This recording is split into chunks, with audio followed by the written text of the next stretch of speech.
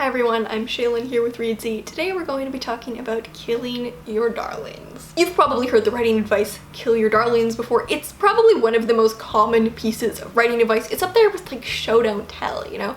It's one of those mantras that you hear over and over. But what does it actually mean? How do you actually do it? And how do you get past the pain? This is a really painful piece of writing advice, I will admit.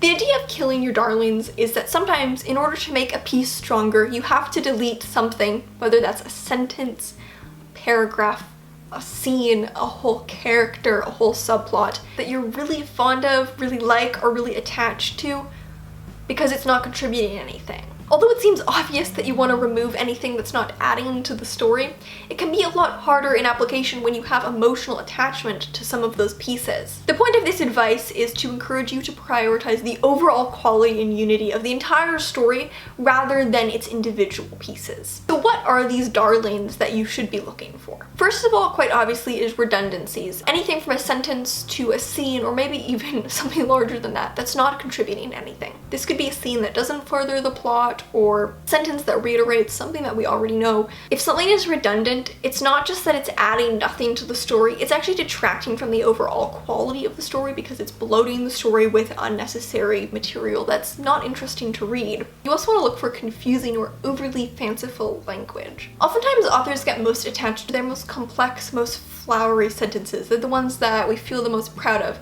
But these sentences are often a pain to read. They often can cause clarity issues.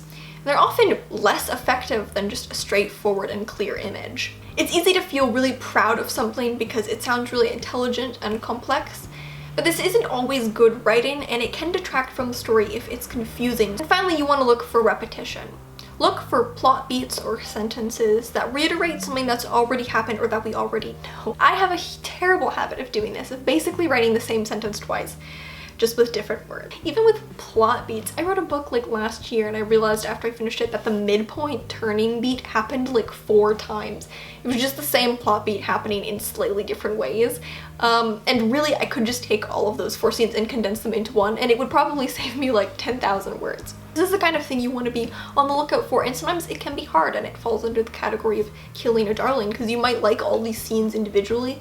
You don't want to let any of them go, even though they're kind of all essentially the same, or they're all serving the same point in the story. So those are some of the things to be on the lookout for. How do you actually do it? How do you actually get over the emotional burden of deleting something that you're really proud of or really like? The first tip, and this is probably pretty obvious, you've probably heard this before, is to just save it for another piece. You know, save it in a document called deleted scenes or called deleted darlings. If it's just a line of description, it's very likely that you'll be able to use it in another piece. If it's an entire scene, maybe you'll be able to reframe it differently for another piece later on, or it could develop into a short piece.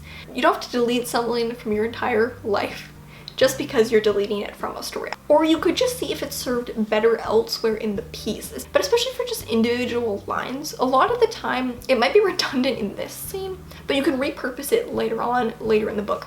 I know oftentimes for me, I'm definitely someone who loves description, and if I'm having a really good writing day, I'll like go overboard with description and there'll be so much. But if I'm having a poor writing day, the scene might be really thin. So a great way to do this is to just find the scenes where I overwrote the description and take some of the description and put it in a scene where I underwrote the description. You don't actually have to delete it, you just move it somewhere else in the story. You also want to get second opinions. Sometimes you're going to be really attached to something and you're going to try to justify why it needs to be there. That's why getting feedback is so useful, because people are going to be pretty straight up if they feel like something's not adding anything. And finally, remember that the scene or sentence that you're most attached to, the reader won't miss it because they didn't know it was ever there. I had this dilemma recently where I was having a story published and there was this paragraph in the story that was probably one of my favorite paragraphs in the story. I love this paragraph. And the editor that I was working with really wanted the paragraph to go. And to me, anytime I read that scene, I would feel this like blank space, this empty space. It was like a void where that paragraph was meant to go. And so the story kind of felt incomplete to me. And then I realized that anyone reading this didn't know there was a paragraph there. They're not gonna miss it. They have no idea that it once was there. The story's not gonna feel incomplete to them because that paragraph wasn't there. I think that's a good thing to remember. You might miss something, but it's not gonna feel incomplete to someone who never read the original version.